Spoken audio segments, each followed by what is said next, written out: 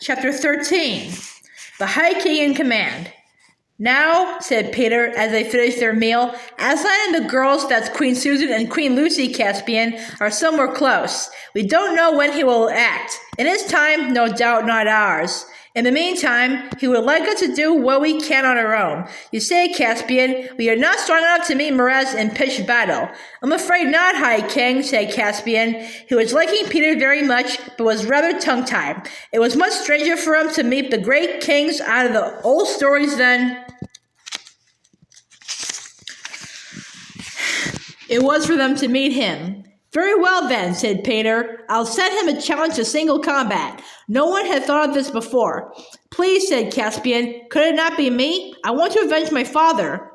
You're wounded, said Peter, and anyway, wouldn't he just laugh at a challenge from you? I mean, we have seen that you are a king and a warrior, but he thinks of you as a kid.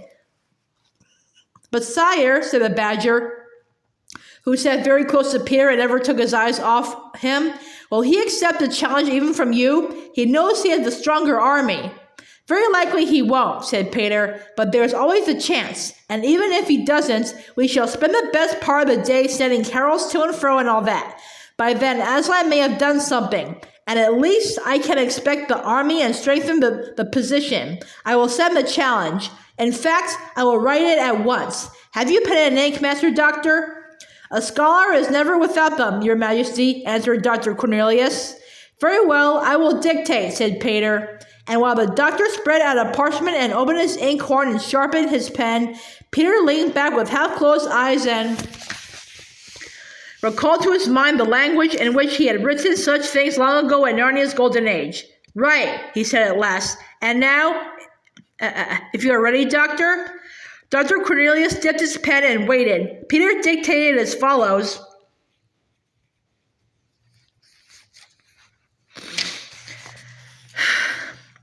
Peter, by the gift of Aslan, by election, by prescription, and by conquest, High King over all kings in Narnia, Emperor of the Lone Islands and Lord of Cair Paravel, Knight of the Most Noble Order of the Lion, to Miraz, son of Caspian the Eighth, sometime Lord Protector of Narnia, and now styling himself King of Narnia, greeting. Have you got that? Narnia, greeting, muttered the doctor. Yes, sire.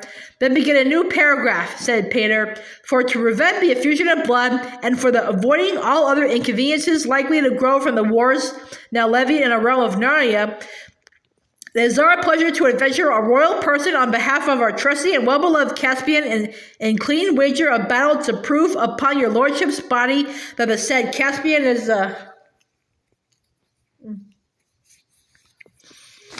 is lawful king under us in Narnia, both by our gift and by the laws of the Tellermeans, and your lordship twice guilty of treachery, both in which withholding the dominion of Narnia from the said Caspian, and in the most abominable. Don't forget to spell it with an H, Doctor. Bloody and unnatural murder of your kindly lord and brother King Caspian, ninth of that name. Wherefore we most heartily provoke, challenge, and defy your lordship to the said combat and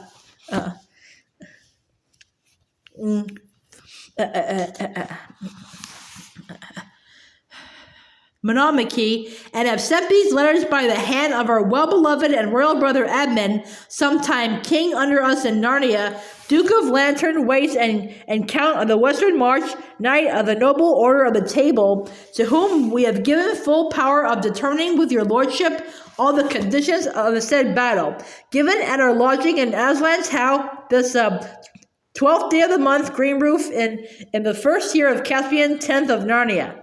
That ought to do, said Peter, drawing a deep breath. And now we must send 2 others with King Edmund. I think the giant ought to be one. He's not very clever, you know, said Caspian. Of course not, said Peter, but any giant looks impressive if only he will keep quiet, and it will cheer him up. But who for the other? Upon my word, said Trumpkin, if you want someone who can kill with looks, Ribici would be the best. He would indeed, from all I hear, said Peter with a laugh. If only he wasn't so small. They wouldn't even see him till he was close. Send Glenstorm, sire, said Truffle Hunter. No one ever laughed at a centaur. An hour later, two great lords in the army of Miraz, the Lord Glazel and the Lord Caspian,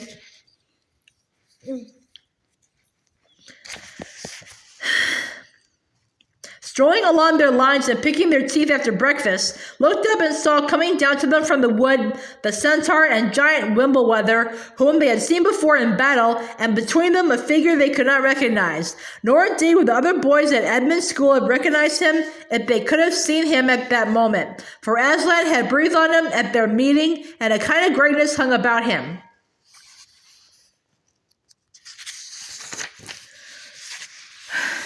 What's it do? Said the Lord Glazel. An attack? A parley, rather, said Caspian. See, they carry green branches. They are coming to surrender most likely.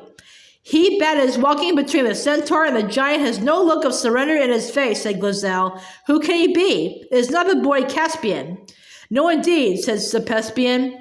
This is a fell warrior, I warrant you, wherever the rebels have got him from. He is, in your lordship's private ear, a kinglier man than ever Miraz was. And what mail he wears! None of our smiths can make the like. I'll wager my dapple Pomley he brings a challenge, not a surrender, said Glazel. How then? Said Caspian. We hold the enemy in our fist here. Miraz would never be so harebrained as to throw away his advantage on a combat. He might be brought to it, said Glazel in a much lower voice. Softly, said Caspian, step a little aside here out of earshot of those sentries. Now, have I taken your lordship's meaning all right? If the king undertook wager of battle, whispered Glazel, why, either he would kill or be killed.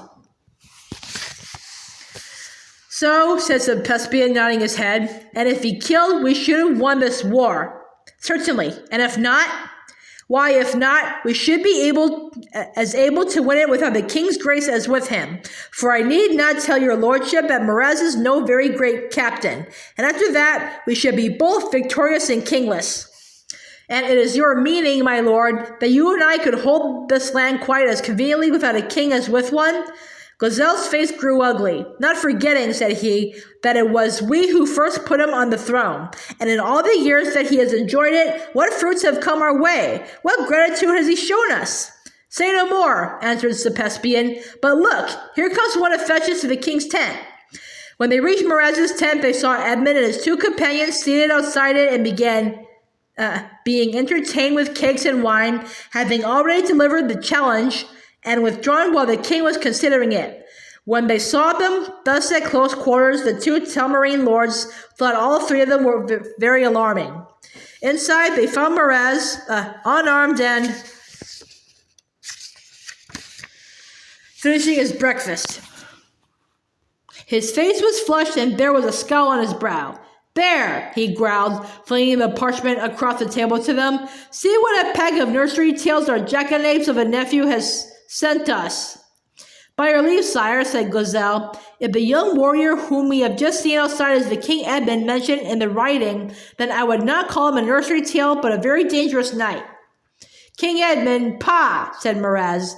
Does your lordship believe those old wives' fables about Peter and Edmund and the rest? I believe my eyes, your majesty, said Glazel.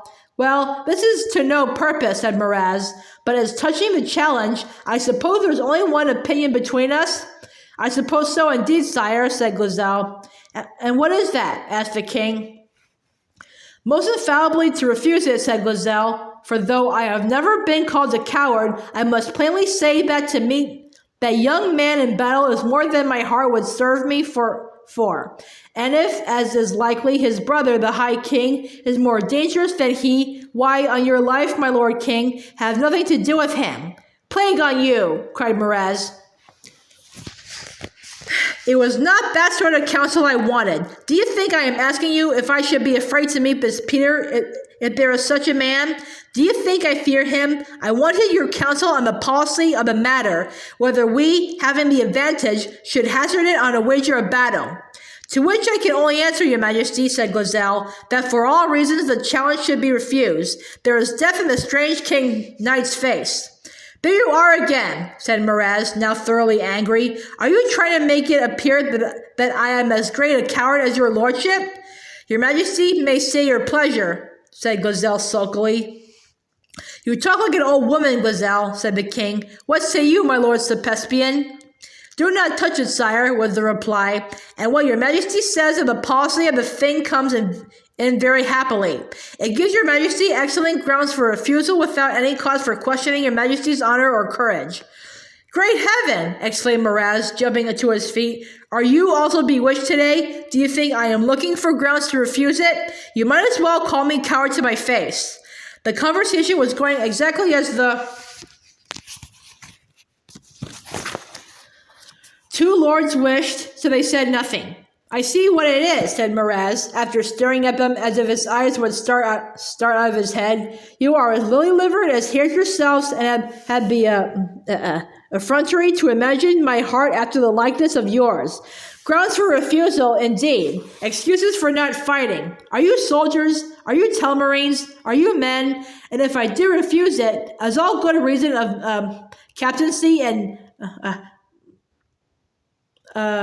martial policy urged me to do, you will think and teach others to think I was afraid. Is it not so? No man of your majesty's age, said Gazelle, would be called coward by any wise soldier for refusing the combat with the great warrior in the flower of his youth. So, I'm to be a Dutar with one foot in the grave, as well as a dastard, roared Miraz. I'll tell you what it is, my lords.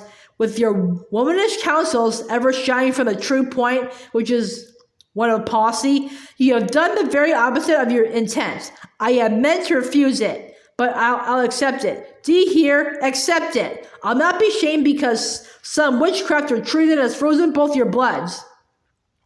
We beseech your majesty, said Gazelle, but Miraz had flung out of the tents, and they could hear him bawling out his acceptance to Edmund. The two lords looked at one another and chuckled quietly. I knew he'd do it if he were properly chafed, said Gazelle, but I'll not forget he called me coward. It shall be paid for.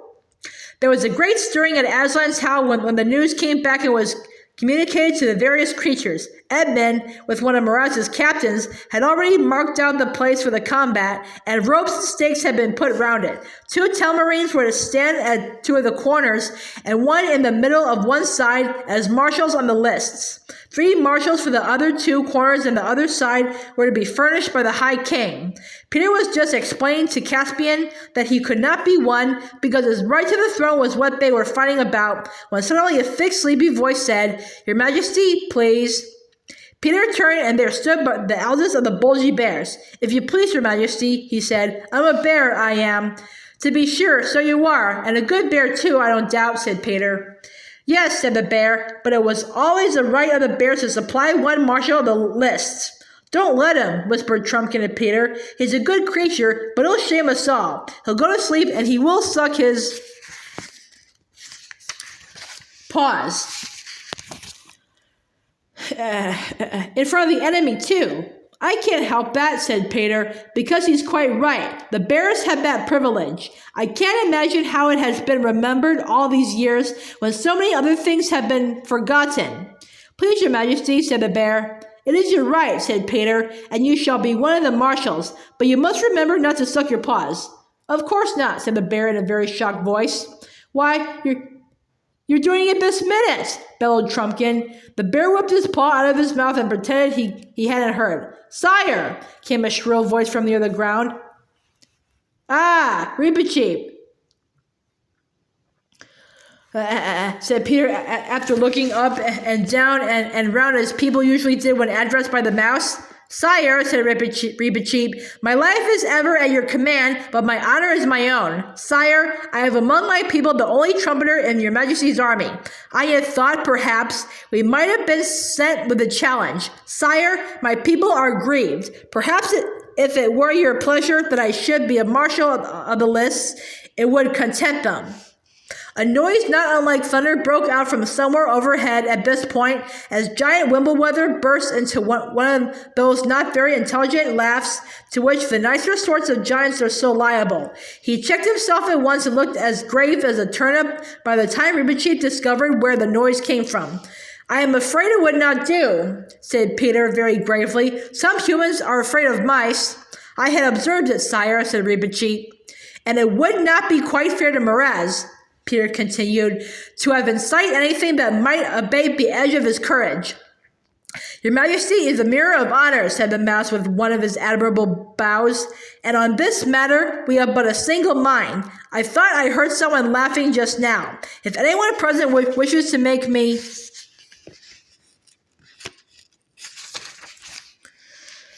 the subject of his wit, I am very much at his service with my sword whenever he has leisure. An awful silence followed this remark, which was broken by Peter saying, Giant Wimbleweather and the bear and the centaur Glenstorm shall be our marshals. The combat will be at 2 hours after noon. Dinner at noon precisely. I say, said Edmund, as they walked away, I suppose it is all right. I suppose you can beat him? That's what I'm fighting him to find out, said Peter.